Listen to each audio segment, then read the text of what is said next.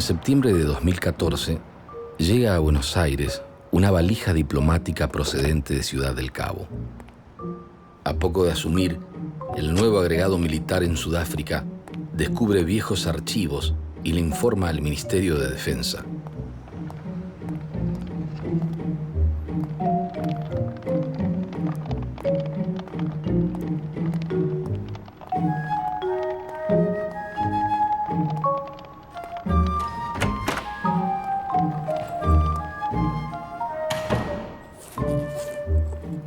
La documentación encontrada es un valioso testimonio que había permanecido escondido por más de 30 años.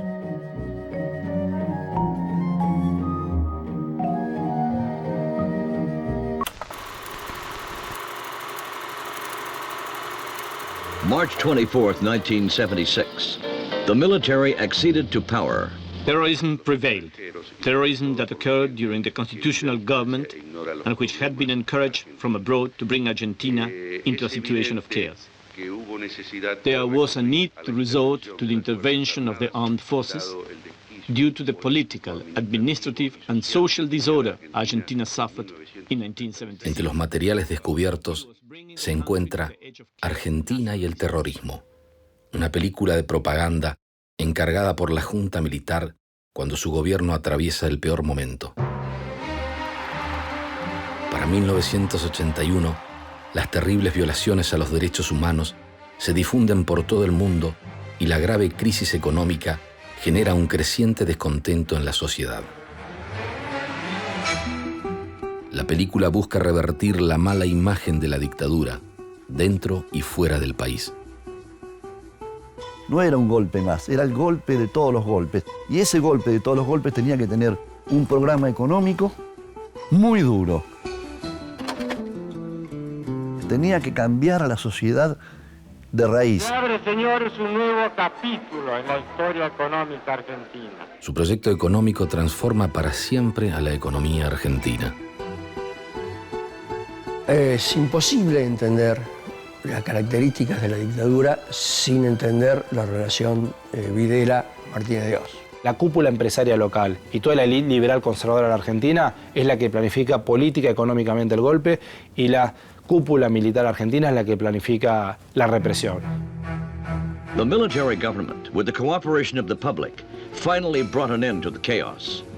A partir del 24 de marzo de 1976, la dictadura impone la más cruda represión.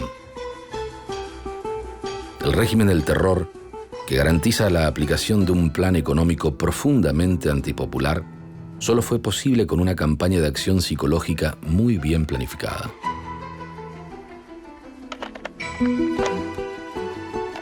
Esto de que hubo una violencia que surge en respuesta a otra violencia es un montaje. El genocidio no tuvo por objetivo aniquilar a las fuerzas políticas solamente, sino que a través de este aniquilamiento llegar a dominar, a controlar, a disciplinar a la sociedad en su conjunto. Argentinians now know through their own experience and suffering. They know about the aims and the methods of international terrorism. La guerra psicológica es permanente, universal y total. Por eso, las herramientas psicológicas pasan a cobrar una jerarquía de la que todavía creo que en este país no hay conciencia exacta.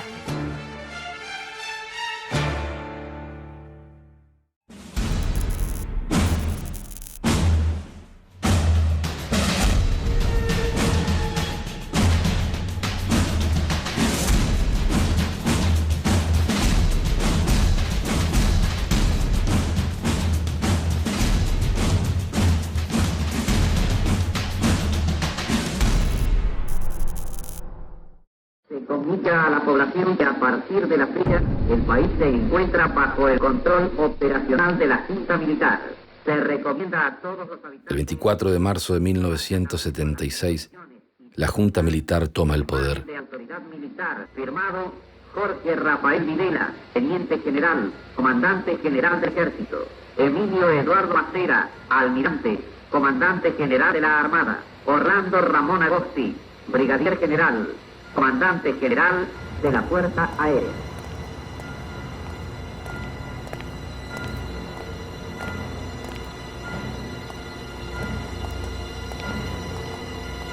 Por primera vez en la historia, las tres armas están representadas en un gobierno de facto.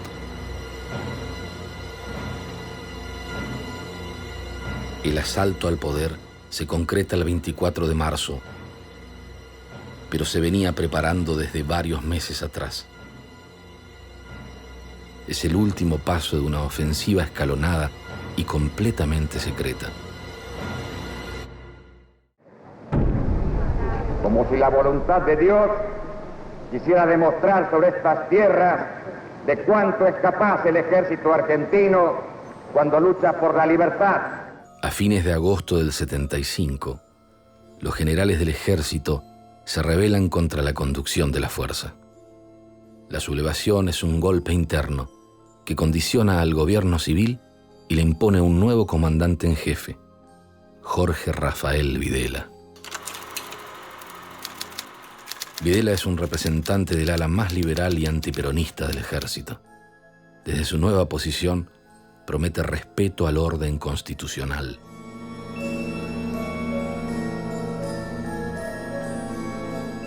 Pero en las sombras, inicia los encuentros con militares y civiles para sentar las bases del futuro Estado terrorista. En su planificación, el jefe del ejército no está solo. Lo acompaña desde hace años el general Roberto Eduardo Viola. Viola y Videla funcionan como un tándem dentro del ejército.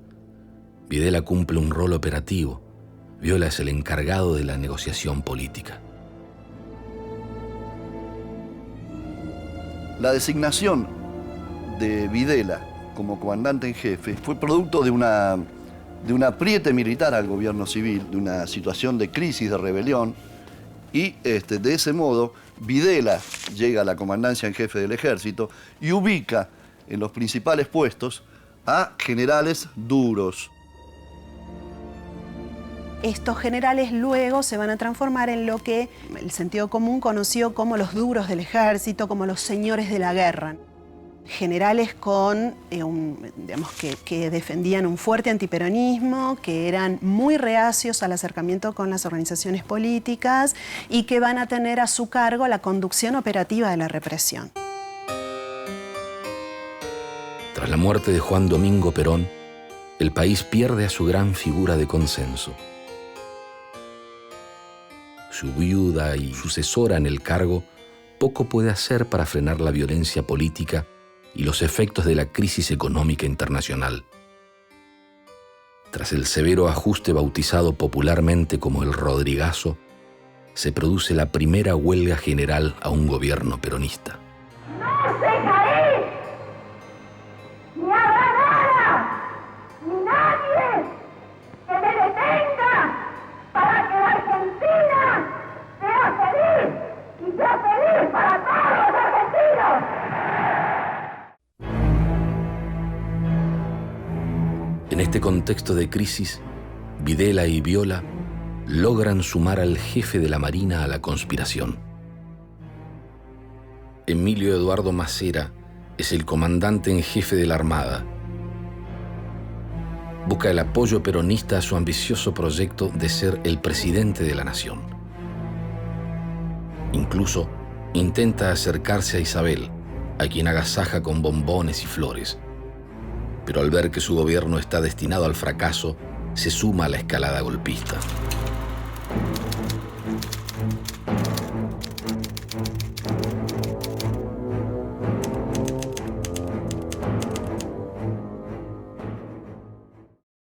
Es el macizo de la Conquija, con alturas de 5.000 metros y cumbres de nieves eternas.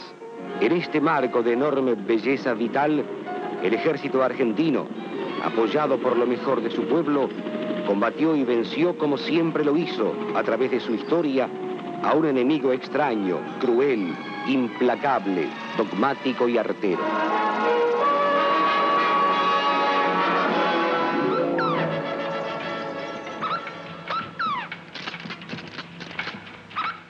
se ha recibido información que en la zona se han detectado elementos subversivos. El jefe de la Fuerza de Tarea Chañí nos ha asignado como misión efectuar un rastrillaje. En el operativo Independencia, las Fuerzas Armadas implementan todas las herramientas de la represión ilegal para combatir al ERP en el monte tucumano. En octubre, obtienen la autorización para ampliar estos mismos métodos de aniquilación a todo el país. A partir de noviembre, los jefes de las fuerzas participan de las reuniones de gabinete. Insisten en declarar públicamente su respeto por el orden constitucional, pero en las sombras, la conspiración no se detiene. El plan militar para usurpar el poder ya está escrito. Lo bautizan Operativo Aries. El signo del zodíaco elegido indica la fecha posible del golpe, entre el 21 de marzo y el 20 de abril. Durante todo el 75, la Fuerza Aérea se mantiene neutral hasta que en diciembre el brigadier Jesús Osvaldo Capellini se subleva en la base aérea de Morón. Los aviones de Capellini sobrevolaron la ciudad, tiraron panfletos con proclamas encendidas de patriotismo, eran ultracatólicos y ultranacionalistas. Pero bueno, ni la Marina ni el Ejército se sumaron a este intento, con lo cual el intento fracasó. Pero consiguen que Agosti sea comandante en jefe. El golpe de Capellini no prospera, pero sirvió para demostrar que no había reacción civil.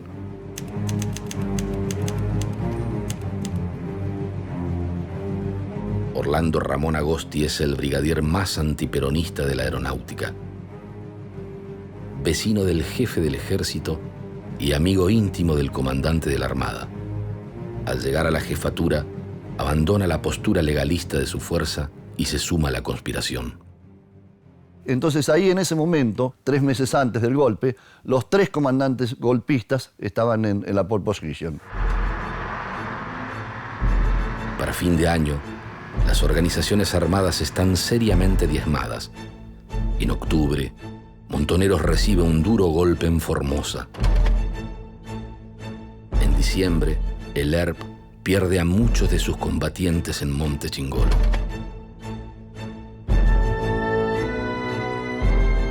En la Nochebuena del 75, Videla le da un ultimátum a la presidenta. El discurso del jefe del ejército es contundente. Si en 90 días no se producen las reformas que reclaman, los militares están decididos a actuar ante lo que ellos consideran un vacío de poder. Hace una gran exaltación de las Fuerzas Armadas y dice que es hora de ocuparse de terminar con la corrupción, con el desmanejo económico y con la guerrilla. La presidenta se niega a renunciar. En otro esfuerzo por parar la avalancha, adelanta las elecciones de 1977 a octubre del 76.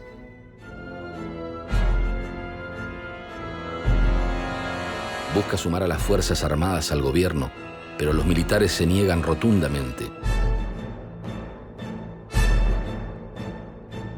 Siguen las normativas de la guerra psicológica, presentar la caída de Isabel como algo inevitable. Ya hacia diciembre del 75, la sociedad estaba lo suficientemente anómica políticamente como para dar el golpe ahí si querían.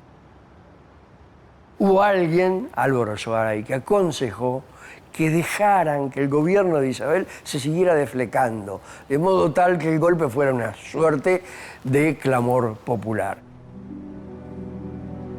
A los fines del golpe, funcionaba en una oficina oculta del edificio Libertador el equipo compatibilizador interfuerzas, que era un equipo que estaba diagramando la conformación del nuevo gobierno en el plano nacional. El equipo compatibilizador interfuerzas planifica los detalles de la conspiración.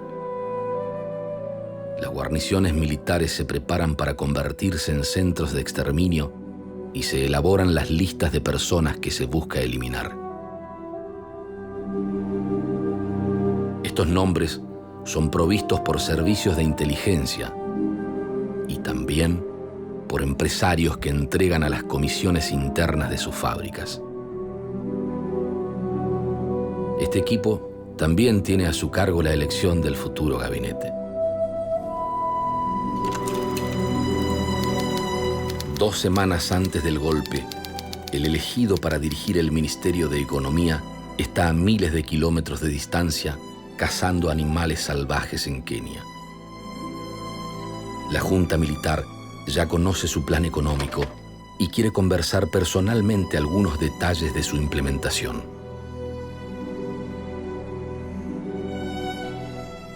José Alfredo Martínez de Hoz es un estanciero, presidente de la fábrica de aceros Acindar y del Consejo Empresario Argentino. Pertenece a una familia de terratenientes, fundadores de la Sociedad Rural Argentina, beneficiados con miles de hectáreas obtenidas tras la llamada conquista del desierto. Para mediados de marzo, los rumores de un golpe se vuelven algo cotidiano. El 23 de marzo, a la noche, había una reunión de gabinete y el ministro de Defensa de esa recibe a los 3 comandantes en jefes. Les pregunta, bueno, ¿va a haber golpe o no va a haber golpe? Todo el mundo habla de un golpe. ¿Cuándo va a ser ese golpe? Videla le dice, mi reloj no tiene calendario. Y Macera le dice, esa es la pregunta del $1.000.000. Pasadas las 22 horas, la reunión está estancada. Los militares proponen volver a encontrarse al día siguiente. El ministro lo toma como una tregua para seguir negociando. Al terminar la reunión, le comunica la buena noticia a la presidenta. Los jefes de las fuerzas continúan los lineamientos de la acción psicológica. Hasta último momento, la conspiración es absolutamente secreta. A la 1 de la madrugada del 24 de marzo, Isabel se retira en helicóptero de la Casa Rosada. En el trayecto hacia Olivos, el piloto de la Fuerza Aérea simula una falla mecánica y aterriza de urgencia en el Aeroparque Metropolitano. Allí la esperan uniformados que le anuncian que las Fuerzas Armadas tomaron el poder.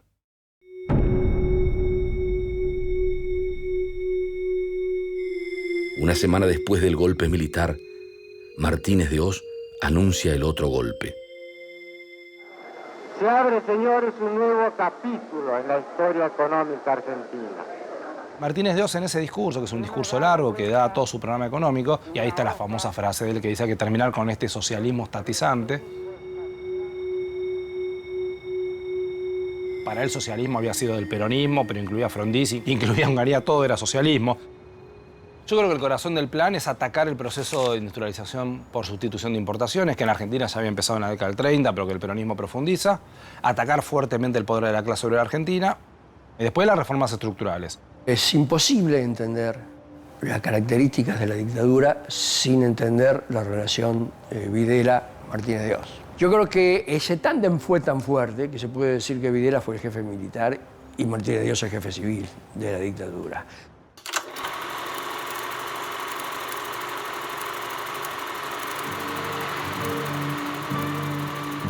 We were going through, I would say, one of the most awkward situations I ever went through in my life. Thomas Ornstein, president of Coca-Cola in Argentina. We had 4 of our major and prominent leaders of our business, of the Coca-Cola business in Argentina, kidnapped. So you can understand that for all my family, we had to live permanently with 5 to 6 bodyguards around us. La acción psicológica es parte de un concepto más amplio que es el de guerra psicológica. We have to remember that this was a completely open war. It was, I would call it, a civil war within Argentina. Sin necesariamente utilizar las armas, se logra desmoralizar al enemigo y derrotarlo sin disparar. La guerra psicológica es un arma, así está definido por los militares como un arma tan importante como las armas nucleares. Viene de antiguo, va tomando distintas formas en función del desarrollo de la ciencia, del conocimiento, de la experiencia y los tiempos históricos. Argentina entered the 20th century living freely in peace and progress, and the Argentines enjoyed their work and leisure in peace and abundance. Esto es concreto, la gente no lo ve, pero ¿a qué tiende? A eliminar la masa crítica, ¿no? El cuestionamiento, a sostener criterios de jerarquía y de poder totalmente autoritarios y a que esto se naturalice. Y es ahí en esa naturalización donde va entrando la propaganda y lo que uno quiere que la gente termine creyendo. Es esto de dominar el espíritu del hombre sin usar la violencia.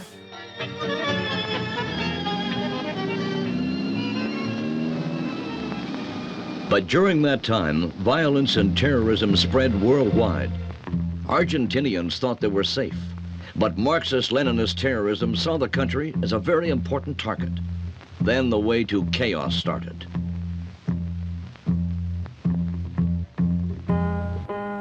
Martínez de Hoz asume como ministro de Economía, decidido a cambiar para siempre la estructura económica argentina.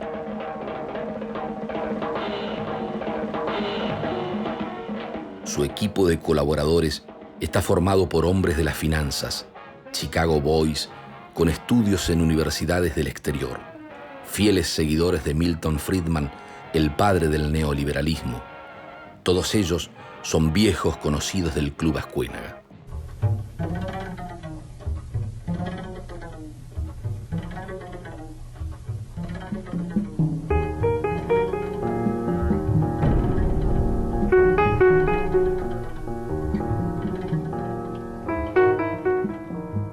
El abogado Jaime Perrió es quien propicia los encuentros del llamado Club Ascuénaga.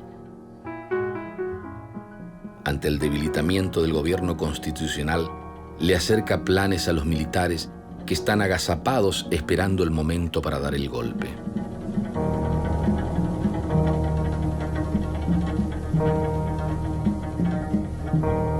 Y era un petit hotel de Ascuénaga 1673 que se le atribuye la propiedad también a Carlos Pedro Blaquier. Ahí se reunían los que estaban preocupados por cómo iban a hacer para cortar el populismo. Y empiezan a ver, digamos, una oportunidad a partir de la muerte de Perón.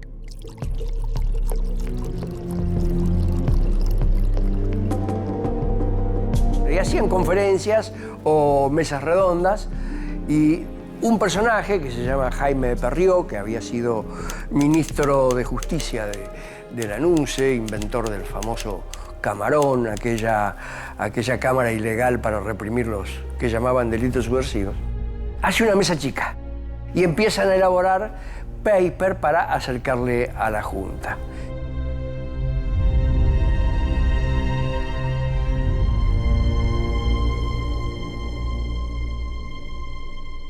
Para hablar del Club Ascuénaga hay que remitirse a 1946.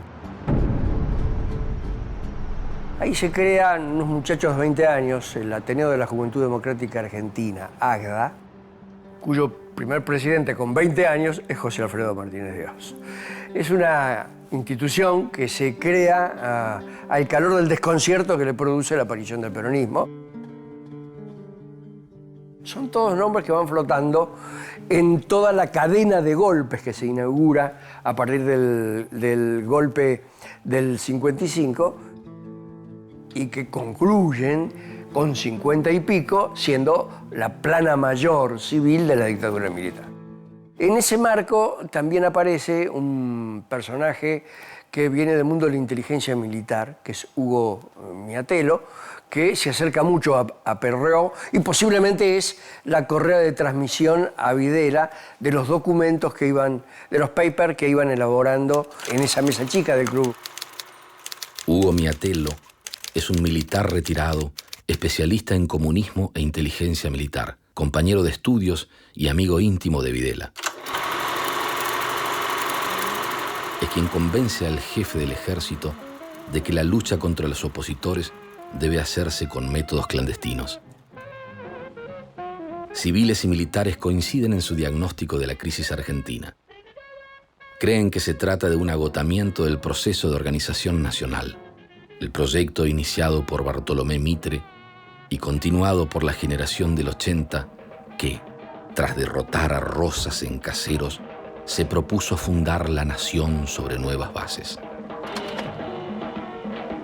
Para los miembros del llamado Club Ascuénaga, el origen de todos los males tiene una fecha concreta: 1945. Bueno, en realidad este grupo y casi todo el liberalismo argentino tiene una idea de la economía argentina que tiene que ver con esta Argentina que se vuelve una Argentina más encerrada sobre sí misma y con esta Argentina que fomenta un desarrollo de la industria que ellos consideran que es una industria artificial. Pues es una industria que está sostenida por la protección arancelaria, que está sostenida por lo que se llama el populismo, que tiene que ver con que el Estado sostiene altos salarios y sostiene un desarrollo industrial que es artificial, que si ese desarrollo industrial compitiera con el exterior, no podría sobrevivir. Y que eso dio caldo, digamos, a la aparición de una clase obrera combativa, un sindicalismo fuerte, que es lo que ellos ven como la gran problemática de la Argentina. Perrió le presenta el programa económico de Martínez de Hoz a los golpistas. A principios de marzo del 76, contacta al futuro ministro e interrumpe su safari en África porque los militares quieren reunirse con él. Además de acercar al ministro de Economía, Perrió le da el nombre a esta etapa de la Argentina que está por comenzar. Es él quien bautiza la dictadura como el proceso de reorganización nacional. Después de años de conspirar en las sombras, el pacto entre civiles y militares se hace público el día de la asunción de Martínez de Hoz. Los miembros del llamado Club Ascuénaga ahora ocupan el 5º piso del Ministerio de Economía. Las primeras medidas del gobierno militar van hacia la clase obrera. Van hacia reducir el poder de salario y el poder de la clase obrera. Todas las fábricas del Gran Buenos Aires aparecen con una tanqueta en la puerta el 24 de marzo. Muchas ya tienen las listas, los militares, las listas de los delegados que tienen o que secuestrar o que echar, en su gran mayoría, aportados por los jefes de personal de las empresas.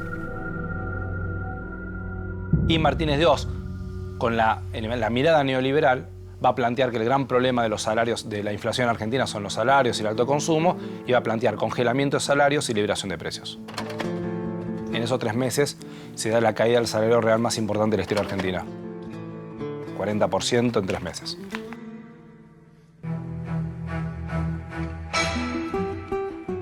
Además del ajuste inicial, el programa económico incluye la baja de las retenciones a las exportaciones y la reducción de los aranceles a las importaciones. Como el déficit aumenta, se toma deuda externa y se recorta el gasto público.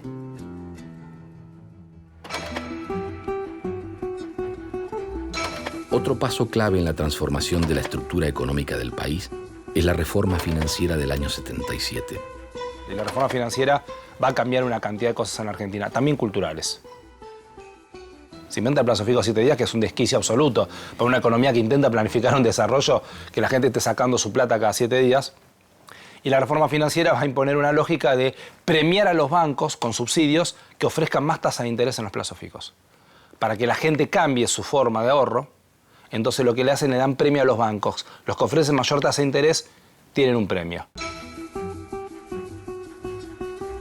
Entonces los bancos empiezan a competir por ofrecer mayor tasa de interés. Mucha gente va desesperada a agarrar sus ahorros y sacarlo de un banco, ponerlo a otro que tenga mayor tasa de interés cada 7 días.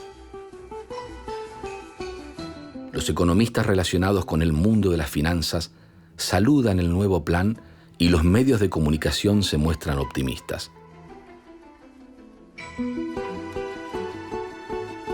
Al mismo tiempo, se bajan las persianas de miles de pequeñas y medianas empresas y los trabajadores sufren la pérdida de poder de compra de sus salarios.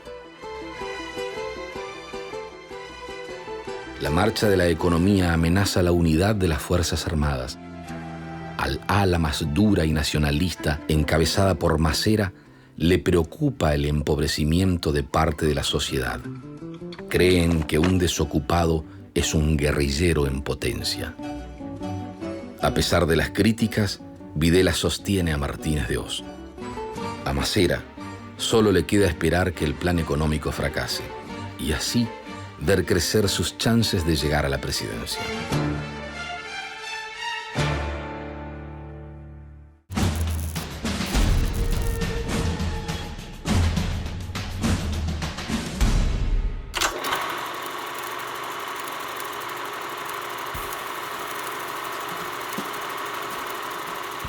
Con el golpe militar del año 55 se empieza a producir toda una renovación doctrinaria, digamos, los militares, como digo, se forman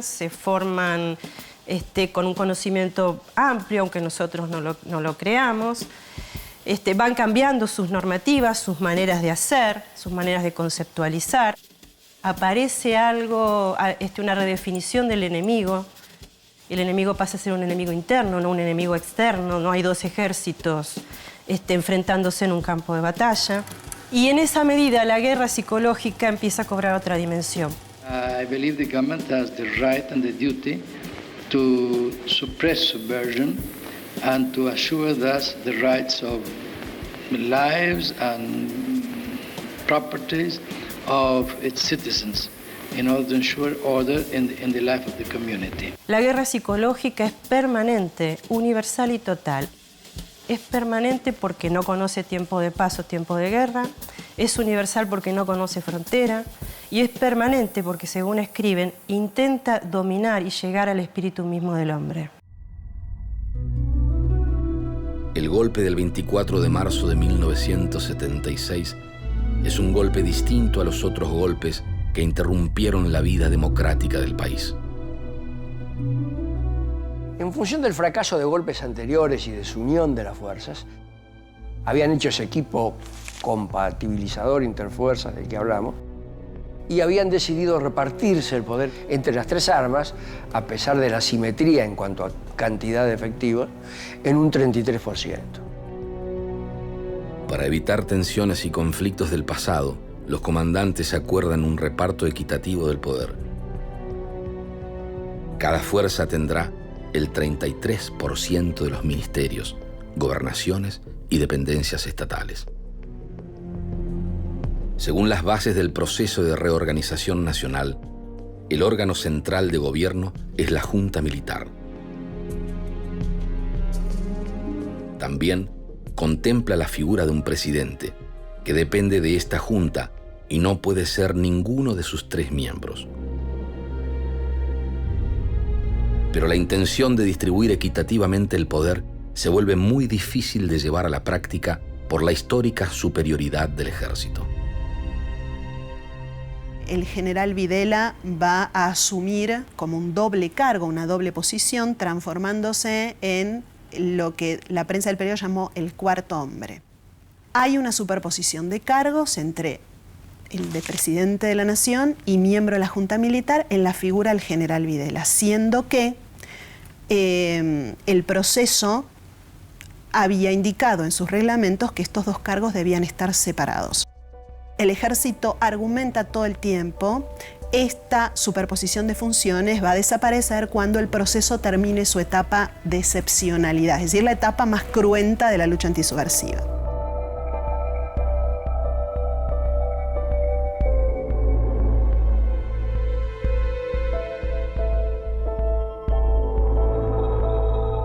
Para implementar el plan represivo, el ejército divide el país en zonas, subzonas y áreas.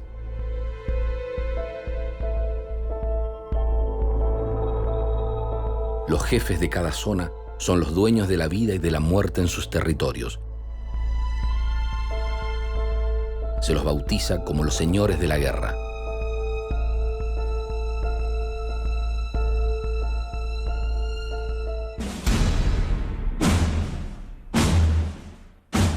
El ejército se concentra en la lucha contra el ERP, mientras que la Armada, por su tradición antiperonista, se encarga de enfrentar a los montoneros en la capital y la zona norte del Gran Buenos Aires. El número de personas que se busca eliminar es tan grande que los militares resuelven que no se puede fusilar a todos los detenidos. Tampoco pueden fraguar continuamente intentos de fuga o enfrentamientos, porque sería muy evidente. La desaparición se convierte entonces en la principal herramienta para acabar con los opositores. Es una incógnita, es un desaparecido. No tiene entidad, no está. Ni muerto ni vivo, está desaparecido. Sin cuerpo no hay delito ni certeza de lo ocurrido. Esta incertidumbre es parte de la acción psicológica. La dictadura se propone sembrar el terror para controlar a toda la sociedad. justifica su accionar en la lucha contra la guerrilla. Pero solo un número menor de las víctimas pertenecen a las organizaciones armadas. Los obreros industriales, en cambio, alcanzan 1/3 de los desaparecidos. Las acciones psicológicas deben apuntar a lo instintivo. Si lo que yo quisiera eliminar a alguien, lo mato y no me tengo que preocupar por nada más. Acá se trata de otra cosa. Apuntar al instinto de conservación, o sea, a la vida misma. Si yo apunto ahí, lo que aparece en la persona es el miedo. Si yo intensifico estas acciones, lo que va a aparecer, el miedo da lugar a la angustia. Y si la angustia se profundiza y se masifica, aparece el terror. Y ahí donde aparece el terror, yo tengo a la persona bajo dominio. ¿Por qué no alcanza con que tenga miedo? Porque el miedo es una conducta defensiva. En el terror, yo no sé de qué me defiendo. Porque la amenaza puede estar en cualquier parte. Lo que me inunda es la emoción que me toma. Y de esta manera, lo que aparece es la parálisis, no una respuesta que a mí me permita defenderme de algo. Quedo paralizado. Y si quedo paralizado o paralizada, el otro, aquello que me amenaza, puede hacer conmigo, manipularme de una manera muy sencilla. Después de 3 años de una brutal represión ilegal, para 1978 ya está cumplido el objetivo de terminar con todo tipo de oposición al régimen. La etapa de excepcionalidad termina y se acerca la fecha pautada para la sucesión presidencial. Los conflictos entre las facciones internas de las fuerzas se recrudecen. La forma en la cual Masera y la Armada proyectan volver a ser protagonistas de la política nacional del periodo es disputarle el poder al ejército. Todo lo que el ejército lleve adelante, sea del rango que sea, la Armada lo va a combatir. Y el principal proyecto que el ejército apoya es la política económica. Videla era un liberal a ultranza. Agosti no contaba demasiado. Masera tenía diferencias con Martínez Dios en todo momento. Eran dos posiciones distintas en términos políticos y también en términos económicos. O sea, Masera desde el inicio, a pesar de estar dentro del proyecto de la Junta Militar y dentro del proyecto del proceso, va a comenzar a hacer política desde adentro y va a ser, sin dudas, uno de los principales focos de inestabilidad del gobierno militar.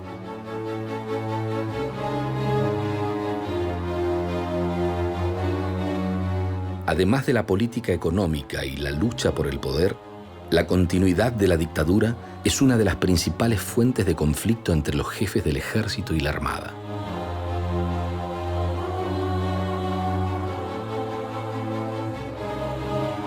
Desde el Ministerio de Interior se llegó a manejar una confederación de partidos provinciales que le dieran el mandato a un presidente civil, que era Martínez Dios, mientras las Fuerzas Armadas custodiaban la vida pública y seguían con su participación política. Masera tenía otros planes, que era ser él en algún momento el heredero, con una formación política donde captara a determinados sectores del peronismo. Eso trajo consecuencias tremendas, con peleas entre ellos y en efecto con un tirarse muertos. El embajador en Venezuela, Héctor Hidalgo Solá, es un político radical cercano a Ricardo Balbín que cobra protagonismo en una posible apertura democrática. En una visita a Buenos Aires es secuestrado y hasta el día de hoy permanece desaparecido. Hidalgo Solá era un gran demócrata. Tuve oportunidad de conocerlo y realmente, a pesar de que se hicieron dentro de mi arma, por mi orden, todas las investigaciones del caso, no logramos ninguna conclusión valedera. Realmente el doctor Hidalgo Solá estaba en una línea que yo siempre he mantenido, la línea de la apertura política, la línea del diálogo, razón por la cual no encuentro que ninguna figura dentro del gobierno, ningún sector dentro del gobierno del proceso pudiera estar ligado con la desaparición del doctor Hidalgo Solá. Según el relato de sobrevivientes, el embajador Hidalgo Solá es visto con vida en la ESMA, el campo de concentración controlado por Masera. Es un muerto que le arroja a Videla. Y es un muerto que habla mucho de Videla en el sentido de que era un hombre de él. Y cuando la viuda de Hidalgo Solá va a reclamarle, él dice que no puede hacer nada en nombre de la sacrosanta unidad de las Fuerzas Armadas. Y a propósito de desapariciones, la figura de la joven Elena Holmberg también fue reiteradamente mencionada y también se mencionaba juntamente con ella su nombre, almirante. La diplomática Elena Holmberg es otra funcionaria de la dictadura cercana a Videla, cuyo asesinato también es adjudicado a Masera. No conocí, como lo digo ahí, o creo no haberla conocido, a la señorita Holmberg. Ni siquiera supe de su existencia hasta que me enteré del lacerante episodio que ocurrió. Yo ya no era comandante en jefe, esto ocurrió 4 o 5 meses después que yo dejara el comando en jefe, sin perjuicio de lo cual también me preocupé ante el entonces almirante Lambrusquini, comandante en jefe de la Armada, quien dio todas las órdenes pertinentes para también buscar una aclaración sobre este tema. Lamentablemente tampoco se llegó a ninguna conclusión. La elección de una política represiva clandestina basada en el asesinato, la tortura, la desaparición de cadáveres, etcétera, tiene ventajas, entre comillas, podríamos decir, para el exterminio de opositores, pero también tiene como ventajas, de vuelta entre comillas, la posibilidad de hacer ajustes de cuentas y de saldar diferencias políticas de la forma más rápida y efectiva. Luego de una dura negociación, Videla acepta pasar a retiro en el ejército a condición de que Masera también lo haga. Los dos son reemplazados por sus principales colaboradores, Viola en el ejército y Armando Lambrusquini en la Armada. El ejército se impone nuevamente en el reparto de cargos. Videla conserva la presidencia y se convierte en el cuarto hombre. Ni bien asume, cambia a casi todos los ministros, pero Martínez de Hoz sigue firme en su puesto. La continuidad del proyecto económico está asegurada. El jefe de la Marina pasa a retiro, aunque no abandona sus ambiciones políticas. Funda el Partido de la Democracia Social y el diario Convicción, en el cual son obligados a escribir secuestrados de la ESMA. Desde este periódico, Masera se convierte en uno de los principales opositores al plan económico.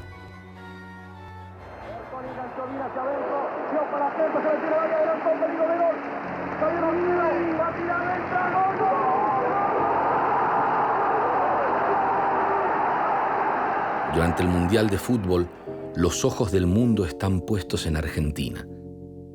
La Junta aprovecha el evento para limpiar su imagen en el exterior y también para reforzar su campaña de acción psicológica sobre la población. Qué fácil se entusiasman ustedes, ¿eh? Se ve que son hijos del rigor. Che, escuchame, ¿no les sobra una entrada para mí? Así voy a divertirme un cacho con los goles de Holanda. ¡Argentina! ¡Argentina! ¡Argentina! Terminada la tregua del Mundial, la crisis económica vuelve a cobrar protagonismo en la opinión pública. La inflación sigue en alza y la Junta le pide a Martínez de Hoz un nuevo plan para contenerla. El ministro presenta un programa conocido como La Tablita. La tablita fija los valores de relación entre el peso y el dólar. Es una devaluación programada y gradual que, según el equipo económico, controlaría las expectativas inflacionarias. Lo que va a generar la tablita, y lo que va a generar desde la reforma financiera y también la tablita, es que sea más rentable la inversión en el plazo fijo, la inversión bancaria, que la inversión en el consumo. Y en el año 79, junto con la tablita, lo que se abre es la importación feroz. Y ahí la Argentina se ve inundada por un montón de productos, ahí cierran un montón de empresas, muchas se dedican a importar. Y ahí es golpe económico y golpe cultural también. La fascinación por lo importado, que nace también en la Argentina en ese momento. Antes la competencia era insuficiente. Teníamos productos buenos, pero pero muchas veces el consumidor debía conformarse con lo que había sin poder comparar. El gobierno hace, digamos, una campaña para imponer su plan económico, trata de bajar mensajes a la sociedad muy superfluos, muy planos, ¿no? Hubo todo un trabajo fuerte que cuando se conjuga con el dólar barato, creo que hace en amplios sectores de las capas medias tener una circulación de consumo y una circulación turística que los entusiasma y que hacen defender ese modelo. La cantidad de gente que había. Lo que pasa es que ahora con el dólar barato es un fenómeno viajar. ¿Sabes cómo nos esperan allá? Y claro, ahora se dio vuelta la tortilla. Ahora no le vamos a pedir nada a nadie. Los que ponemos los dólares somos nosotros, querida, los argentinos. Yo creo que eso fue un apoyo social que significó un sostén, sin duda, para la dictadura. Pero los resultados de la tablita no son los esperados. Al mismo tiempo, cobran relevancia internacional las denuncias por las graves violaciones a los derechos humanos. La dictadura ya no puede responder con violencia ante la oposición. Para intentar limpiar su imagen, contrata los servicios de Burson Marsteller, una agencia de publicidad con sede en Nueva York, que ya cuenta con experiencia en realizar campañas para otros regímenes totalitarios. La pasión malsana busca desde las sombras víctimas precisas. ¿Ustedes tienen secuestrado al ejecutivo Thompson de la Firestone de Estados Unidos? No sé. No podría decirle. No. Santucho, uno de los capitanes del caos, habla y manifiesta su cinismo. La violencia recorre nuestro tiempo como una trágica manifestación del fanatismo irracional, de la agresión ideológica. A la vista de ese culto despiadado al terror y a la muerte, ¿qué pueden esperar los pueblos a los que ofrecen un sistema fundado sobre el miedo y el desprecio a la vida humana? A pesar del desprestigio de la Junta, los grupos de civiles que gestaron la dictadura presentan diferentes planes para la continuidad del proceso de reorganización nacional. Eran exclusivistas y aristocratizantes, y ponían a la figura del militar y del padre de familia cristiano como los modelos prototípicos para conducir a una sociedad. Berrió presentó su plan, ofrece una especie de monarquía, digamos, controlada por las Fuerzas Armadas, ¿no? Con plazos muy extendidos para ir cumpliendo las distintas etapas, con la ilusión de que una vez de que ese plan estuviera cumplido, la cabeza de toda la sociedad estuviera reformateada.